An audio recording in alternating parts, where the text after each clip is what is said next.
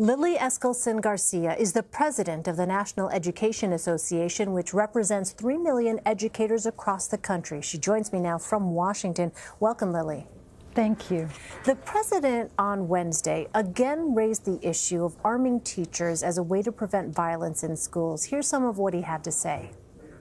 First, we must harden our schools against attack. These include allowing people with a certified training, very talented people, to carry firearms. And some people are going to disagree with that, and I understand that. I fully understand that. And if you do, I want you to speak up today, and we'll listen. But 98% of all mass shootings in the United States since 1950 have taken place in gun-free zones, where guns were not inside the school. Or, as an example, you take Pulse nightclub. If you had one person in that room that could carry a gun and knew how to use it, it wouldn't have happened, or certainly not to the extent it did, where he was just in there shooting and shooting and shooting. You can't just be sitting ducks, and that's exactly what we've allowed people in these buildings and schools to be. What's your response to that? Do you think American students are sitting ducks while in school?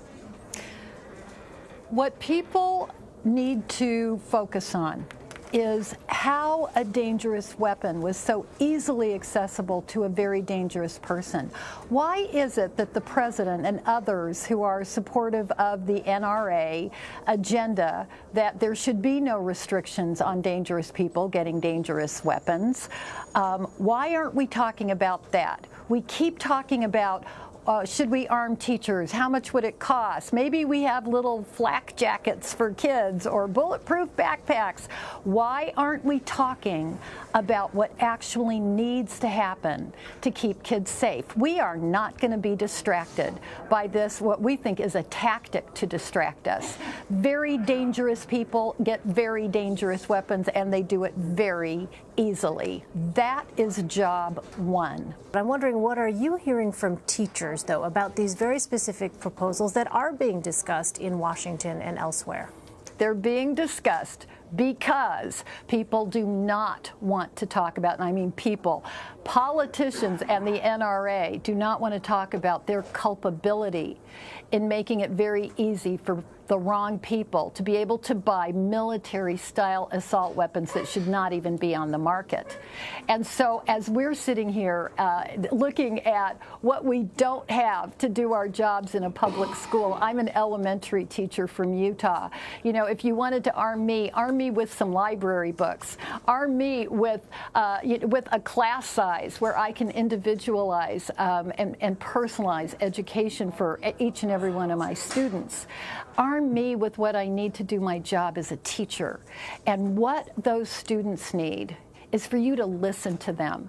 The world should be listening to those heroes, those students that would not be silent after Parkland. They are not talking about bulletproof backpacks. They are not talking about giving their teachers guns, teachers that shielded them with their bodies.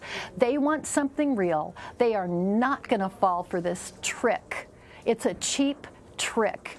They want an assault weapons ban. They want to make sure that everybody who buys a firearm should go through a reasonable background check. All of them, 100% of them. And until politicians are willing to get tough on themselves and admit that what they've been doing for years has harmed, killed so many innocent people, and not just people in schools, people in the mall, people at a movie, people at a concert. And so how is giving a third-grade teacher going to help the people that were killed at a concert in Las Vegas? It's ridiculous. There's only one thing we should be talking about: keeping dangerous weapons out of the hands of people who should not have them. And that means those weapons should not be allowed to be sold. Lily Eskelsen García, thanks very much for your time.